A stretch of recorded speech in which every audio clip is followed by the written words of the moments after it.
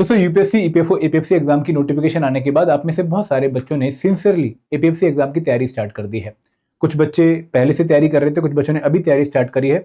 और किसी भी एग्जाम की प्रिपरेशन में एक बहुत इंपॉर्टेंट मोटिवेटिंग फैक्टर माना जाता है सैलरी, कि भाई एग्जाम क्वालिफाई करने के बाद माल कितना मिलेगा।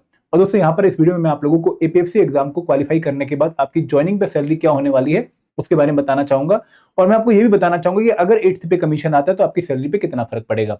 एंड दोस्तों ये वीडियो उन लोगों के लिए तो बहुत ही इंपॉर्टेंट है जो कि जॉब के साथ इस एग्जाम की तैयारी करने के बारे में सोच रहे हैं, क्योंकि उनका डाउट ये होता है कि सर मैं अगर जितना अभी कमा रहा हूँ क्या उससे ज्यादा माल मुझे यहाँ पर मिलेगा, क्या उससे ज्यादा पैसा मुझे यहाँ पर मिलेगा। हम इसको डिस्कस करेंगे। बट दोस्तों आगे बढ़ने से पहले मैं आप लोगों को बताना चाहूंगा कि हमारा जो स्पेशल ऑफर आप लोगों के लिए चल रहा है, वन टाइम 56 कूपन कोड का for 56% discount on over EPFO courses, उसका आज लास्ट डे है। आप आज रात 12 बजे तक इस कूपन कोड को यूज करके 56% का डिस्काउंट अवेल कर सकते हैं। तो देरी मत कीजिए, अभी हमारी वेबसाइट पे जाइए और इस कूपन कोड को इस्तेमाल कीजिए।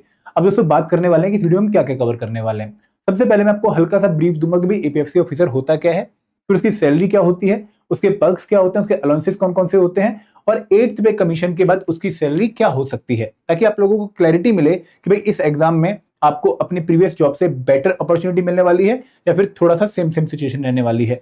तो यहाँ पर एपीएफसी जो पोस्ट है वो ईपीएफओ की एक बहुत ही इंपॉर्टेंट पोस्ट मानी जाती है।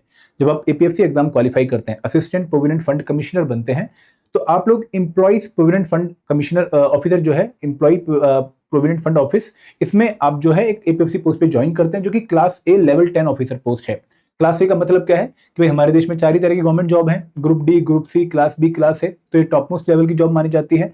तो यहाँ पर आप आईएएस आईपीएस के इक्विवेलेंट जो पोजीशन है क्लास ए की, उस पर ज्वाइन करते हैं। और आपका जो लेवल है वो लेवल 10 होता है सैलरी के लेवल पे, 7th पे कमीशन के हिसाब से। अभी हमारे देश में 7th पे कमीशन चल रहा है, तो इसके हिसाब से आपको जो सैलरी मिलेगी वो लेवल 10 के हिसाब से मिलेगी। और इसमें भी पहला बैंड, ठीक है। अब यहाँ पर जो पोस्ट एपीएफसी होती है गैजेटेड पोस्ट होती है, आपके साइन गैजेटेड ऑफिसर के साइन माने जाते हैं, और परमानेंट नेचर की पोस्ट है। मतलब यहाँ पर आप कॉन्ट्रैक्ट बेसिस पे जॉब नहीं कर रहे हैं। एक बार अगर आप सिलेक्ट हो गए तो आप till the age of retirement, जब तक आप कुछ गलत ना कर दें, आपको जॉब एंजॉय करने का मौका मिलेगा। तो स्टेबिलिटी भी है और सिक्योरिटी भी है, ठीक है। तो दोनों ही चीजें यहाँ पर आपको एंजॉय करने का मौका मिलता है। और सबसे बड़ी बात जो आप पहले एक और चीज ढूंढना चाहते हैं वो ये है कि भाई पावर भी है, प्रेस्टीज भी है, क्योंकि क्लास ए ऑफिसर हो, और वैल्यू भी है, ठीक है। एंड दोस्तों ये एक नॉन मिनिस्ट्रियल पोस्ट है। मतलब यहाँ पर आप, वैसे तो ministry of labour and employment के अंडर ईपीएफओ आता है, बट आपकी जो पोस्टिंग है वो प्रेसिडेंट ऑफ इंडिया के बिहाफ पर नहीं होती। आपकी जो पोस्टिंग है वो central board of trustee of EPFO के बिहाफ पे होती है। तो आप बेसिकली यहाँ पर एक जो है सेंट्रल गवर्नमेंट एम्प्लॉय नहीं माने जाता, ईपीएफओ के एम्प्लॉय माने जाते हैं, जो कि एक स्टैट्यूटरी ऑर्गेनाइजेशन है। बट एज सच आपको जितने भी पर्क्स, अलाउंसेस, बेनिफिट्स मिलते हैं वो सेंट्रल गवर्नमेंट एम्प्लॉय के ही इक्विवेलेंट मिलते हैं। अब दोस्तों यहाँ पर आप लोगों को ऑल इंडिया पोस्टिंग पे जाने का मौका मिल सकता है।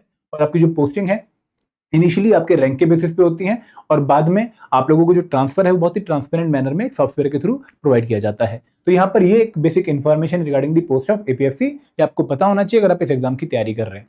अब दोस्तों अगर मैं सैलरी की बात करूं तो सैलरी है नवंबर 2024 की। देखो अगर मैं 2023 बैच की बात करूं तो उनकी जो ज्वाइनिंग डेट थी वो थी 15 अक्टूबर 2024, ठीक है। तो इस महीने में तो उनको आधी सैलरी मिली थी। तो मैंने नवंबर 2024 मंथ की सैलरी अपने दोस्त से मंगवाई, तो उसकी सैलरी का ये कुछ तरीके से डिवीजन था। यहाँ पर जो उसका पे बैंड है, उसका जो बेसिक पे है वो 56,100 है, जो कि 7th पे कमीशन के हिसाब से लेवल 10 का होता है। 56,100 से लेके 1,77,500 तक। तो यहाँ पे पहले स्टार्टिंग में पे बैंड मिलेगा कितना, 56,100। जब आपका इंक्रीमेंट लगता है तो आपका ये पे बैंड इंक्रीज होता है, और ये एक लेवल तक इंक्रीज होता है, फिर आपकी प्रमोशन हो जाती है, ठीक है। फिर इनका जो बेसिक पे ये हो गया 56,100।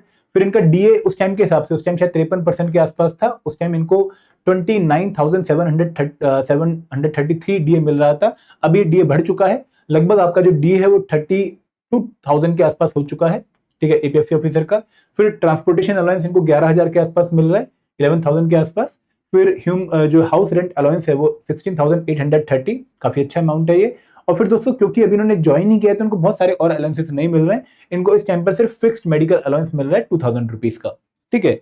तो जब आप इन चीजों को ज्वाइन करोगे तो आपकी जो सैलरी बनेगी वो बनेगी 1,15,679। मतलब आपकी जो सैलरी अकाउंट में आएगी अभी वो इतनी नहीं है, लेकिन आपकी जो चीजें आपको मिलने वाली है ईपीएफओ की तरफ से, जो आपकी सैलरी का पार्ट है, वो आपका टोटल अमाउंट कितना बन रहा है, 1,15,680, 1,15,680।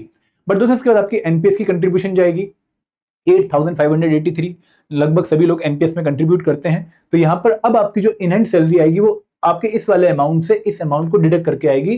तो आपकी इन हैंड सैलरी कितनी आ रही है, लगभग 1,07,000 के आसपास आ रही है। तो यहाँ पे दोस्तों ये आपको इन हैंड सैलरी मिलती है soon after joining the post of APFC. अब दोस्तों यहाँ पर आपको कुछ वेरिएशंस देखने को मिल सकती है। ये जो पर्टिकुलर सैलरी स्लिप है एक पर्टिकुलर लोकेशन की है। कई बार आपको सिटी कंपनसेटरी अलाउंस मिलता है, अगर आपकी हार्ड पोस्टिंग हुई है तो वहां पर आपको थोड़ा सा और एडिशनल सर्टिफिकेट जो है अलाउंस देखने को मिलेगा। तो यहाँ पे जो सैलरी रेंज बनती है एक पर्टिकुलर एपीएफसी ऑफिसर की आफ्टर ज्वाइनिंग, वो 1,05,000 से लेकर लगभग 1,15,000 के बीच में रहती है, डिपेंडिंग ऑन दी पोस्टिंग जो आप लोगों को मिल रही है। इसके अलावा आप लोगों को सिटी कंपनसेटरी अलाउंस मिलता है, आप लोगों को फिक्स्ड मेडिकल अलाउंस मिलता है, अगर आप लोगों को डेपुटेशन पे भेजा जाएगा तो डेपुटेशन अलाउंस आप लोगों को मिलेगा, आप लोगों को ट्यूशन फीस मिलती है, अगर आपके बच्चे पढ़ने जा रहे हैं तो उनकी जो स्कूल की फीस वगैरह है वो आपको ईपीएफओ पे करता है। स्मॉल फैमिली अलाउंस, अगर आपके हमारे दो वाले बच्चे हैं तो उसके इसमें आप ये अलाउंस भी इंजॉय करते हैं। आपको वॉशिंग अलाउंस भी मिलता है। इसके अलावा आपको जो है एक लीव जो फैसिलिटी होती है जहां पर आप किसी एक पर्टिकुलर जगह पे 2 साल में घूमने जा सकते हैं अपनी फैमिली के साथ, और उसका सारा खर्चा आपको जो है ईपीएफओ देता है। आपकी जो टिकट्स हैं वो आपको जो है रीइंबर्स हो जाती हैं, तो ये एक फैसिलिटी है। सेंट्रल गवर्नमेंट हेल्थ स्कीम का पार्ट बन जाते हैं, ग्रुप इंश्योरेंस स्कीम का पार्ट बन जाते हैं। इसके अलावा आपको बहुत सारे और एडवांसेस भी मिल जाते हैं जिनको आप बाद में रीपे कर सकते हैं, जैसे कंप्यूटर एडवांस, फेस्टिवल एडवांस, अगर आपने गाड़ी खरीदनी है उसका अलायंस, तो आपको बहुत सारे एडवांसेस ईपीएफओ देता है, बहुत कम इंटरेस्ट रेट पे, मतलब ना के बराबर इंटरेस्ट रेट पे।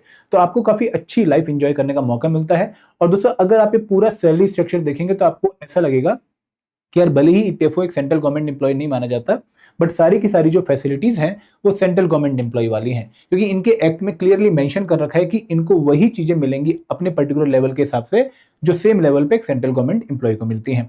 अब दोस्तों बात करते हैं कि अगर 8th पे कमीशन आ जाए तो क्या फर्क पड़ेगा। आप सबने 8th पे कमीशन के बारे में सुना होगा। तो करंट जो सैलरी स्ट्रक्चर है ईपीएफओ का ईपीएफसी पोस्ट के लिए, वो क्लास ए पोस्ट लेवल 10 बेसिक पे 15,600 से लेके 39,100 और ग्रेड पे 5,400। तो आपका जो पे बैंड बनेगा वो 56,100 से लेके 1,77,500 का बनेगा। अब यहाँ पर जब हम बात करते हैं कि सैलरी हाइक कितना होगा, वो डिपेंड करेगा फिटमेंट फैक्टर पे। अब डिफरेंट स्पेकुलेशन चल रही है, कोई कह रहा है कि भाई फिटमेंट फैक्टर 1.92 के आसपास आएगा, कोई कह रहा है 2.08 के आसपास आएगा, कोई कह रहा है 2.28 आएगा, कोई कह रहा है 2.86 आएगा। हम हर दिन एक नया आर्टिकल पढ़ते हैं जहां पर नया फिटमेंट फैक्टर कुछ लोग सजेस्ट कर रहे होते हैं और उसी के हिसाब से डिफरेंट लेवल की सैलरी प्रिडिक्ट कर रहे होते हैं। तो यहाँ पर अगर आप लोग फिटमेंट फैक्टर को कंसीडर करते हैं तो डिफरेंट फिटमेंट फैक्टर के हिसाब से आप लोगों को डिफरेंट इंक्रीज्ड बेसिक पे देखने को मिलेगी। अभी बेसिक पे कितनी है, 56,100। अगर फिटमेंट फैक्टर 1.92 होता है तो इंक्रीज्ड बेसिक पे कितनी हो जाएगी, लगभग कितनी हो जाएगी। अगर 2.08 होता है तो लगभग 1,16,000 के आसपास हो जाएगी। अगर 2.86 होता है तो आपकी जो बेसिक पे है वो इंक्रीज होकर 1,60,000 के आसपास हो जाएगी। तो यहाँ पर फिटमेंट फैक्टर विल डिसाइड कि भाई आपकी एक्चुअल सैलरी इंक्रीज कितना आपको देखने को मिलेगा after the implementation of 8th पे कमीशन। हम इसमें कुछ ऐसे प्रेडिक्ट नहीं कर सकते कि भाई आपकी इतनी ही डेफिनेट सैलरी हो जाएगी। मैं आपको एक अजम्पशन इसलिए देके बता रहा हूं ताकि आप लोगों को आइडिया रहे कि इतनी हो सकती है, बट दोस्तों एक्चुअल कितनी होगी वो आपको बाद में ही पता लगने वाला है। अब दोस्तों अगर हम इस पर्टिकुलर चीज पर फर्दर डिस्कशन करें तो आपकी जो बेसिक पे इंक्रीज हो रही है इसके ऊपर डीएनएस अलायंस का भी इंपैक्ट पड़ेगा, फिर आपका एचआरए वगैरह भी उसी हिसाब से सेट होता है। तो मेरे हिसाब से अगर 8th पे कमीशन आता है तो आपकी जो नेट इंक्रीज इन सैलरी हो सकती है वो 1,60,000 से लेकर 1,75,000 के बीच में जा सकती है। Again this is not the ultimate boundary कि इसी के बीच में रहेगी, मैं एक आपको रफ आइडिया बता रहा हूँ कि इतनी हो सकती है, लेकिन आपको वेरिएशन भी देखने को मिल सकती है। सिमिलरली अगर कोई ईओ पोस्ट पे है और या फिर ईओ पोस्ट की आगे अगले साल तैयारी करने के बारे में सोच रहा है तो उसकी जो सैलरी इंक्रीज है फ्रॉम करंट 88 और 90,000 वो 1,20,000 से लेकर 1,35,000 के बीच में जा सकती है। But this is totally dependent on the fitment factor जो गवर्नमेंट डिसाइड करेगी और उसके बाद आप लोगों को जो वेरिएशंस हैं एचआरए, डीए, टीए इन सब में देखने को मिलेंगी। तो दोस्तों ये वीडियो थी रिगार्डिंग सैलरी। इसका सोल ऑब्जेक्टिव आप लोगों को थोड़ा सा मोटिवेट करना था कि भाई बहुत अच्छी जॉब है। मैं ये भी नहीं बोलूंगा कि भाई अंडर द टेबल बहुत कमाई होगी, ऐसा नहीं है। एक अच्छा आपको वर्क माहौल देखने को मिलता है और आप यहाँ पर लाइफ एंजॉय करते हैं। तो दोस्तों आप लोगों को मैं यही कहूंगा कि मेहनत करिए और इस एग्जाम को क्वालिफाई करने की हर पूरी कोशिश करिए। एंड अगर आप इस प्रिपरेशन में कोर्स को पार्ट बनाना चाहते हो तो हमारे 3 डिफरेंट कोर्सेज हैं। टेस्ट सीरीज उस बच्चे के लिए जिसने एक बार प्रिपरेशन कर ली और रिवीजन और प्रैक्टिस करना चाहता है। स्पेशल सब्जेक्ट कोर्स यूपीएससी वाले बच्चे के लिए, यहाँ पर आपको जो स्पेशल कंपोनेंट्स आपने कभी भी प्रिपेयर नहीं किए हैं उनकी वीडियोस, नोट्स और क्विज मिल जाएंगे, प्लस यहाँ पर आपको जीएस के जो है चैप्टर वाइज क्विज मिल जाएंगे। मास्टर कोर्स बिगिनर के लिए इसने पूरी प्रिपरेशन अभी करनी है, तो कंप्रेहेंसिव प्रिपरेशन के लिए वो इस पर्टिकुलर कोर्स का पार्ट बन सकता है। तो this is all from my side. Thank you very much. जय हिंद, जय भारत।